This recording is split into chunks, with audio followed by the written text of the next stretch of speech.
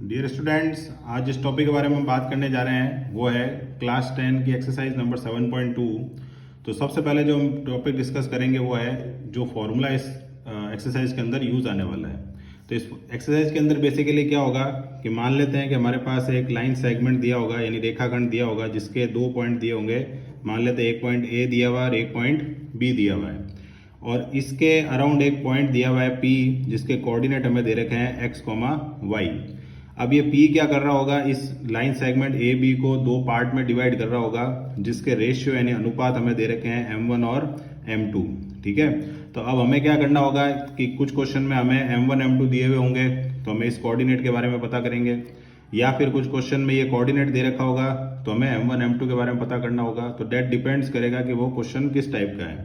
तो अगर हम लेट कर लेते हैं कि ये जो पॉइंट है A1, इसके कोऑर्डिनेट हम मान लेते हैं X1 Y1, और इस पॉइंट के कोऑर्डिनेट हम क्या मान लेते हैं X2 Y2।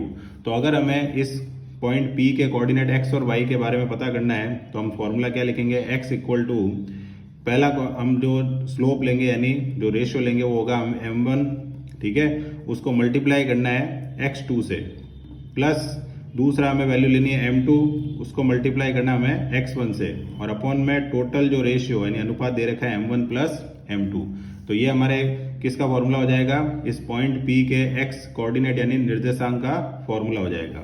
सिमिलरली अगर हम Y की बात करेंगे तो सेम प्रोसेस अप्लाई करना है, बस हमें क्या करना है, जहां पर हमने X1 X2 लिख रखा है वहां हमें क्या लिख देना है Y1 और Y2, और डिवाइड में फिर से हमारा क्या लिखा जाएगा M1 प्लस M2।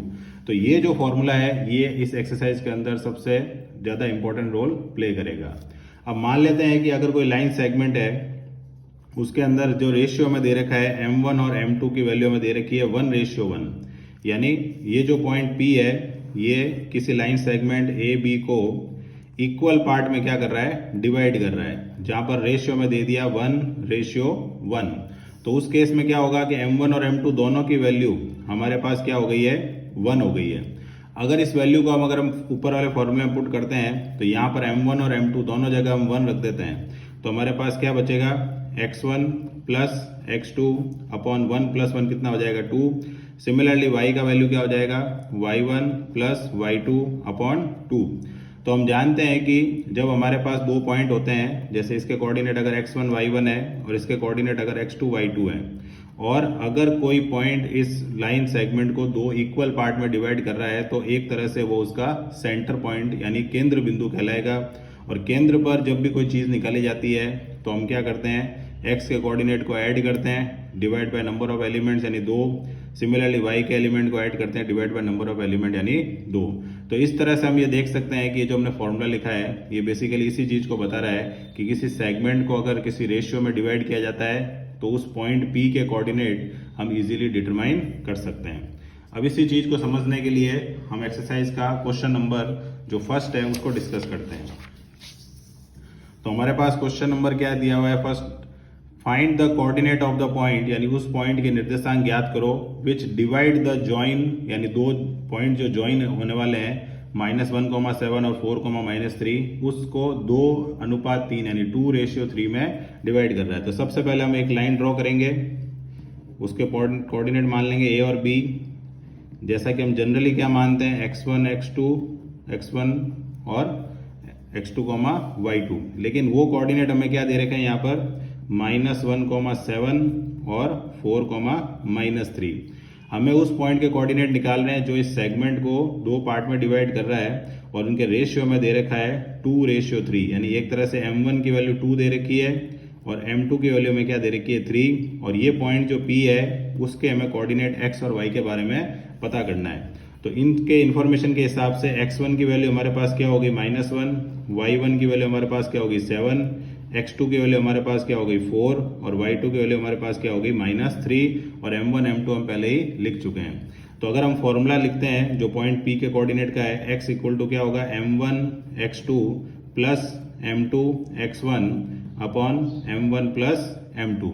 तो अब हमारे पास सब वैल्यू अवेलेबल है तो हम वैल्यू पुट करते हैं। तो M1 की जगह क्या रखेंगे 2, इंटू X2 की जगह क्या रखेंगे 4, प्लस M2 की जगह रखेंगे 3, X2 की जगह रखेंगे -1 अपॉन में M1 प्लस M2 यानी 2 प्लस 3। तो 4 2 जा कितना होता है 8, 3 इंटू -1 कितना होता है -3 और अपॉन 5, तो यहाँ क्या आ जाएगा 5/5 यानी वैल्यू क्या आ गई हमारे पास 1। तो ये जो 1 है ये किसका वैल्यू आ गया x का।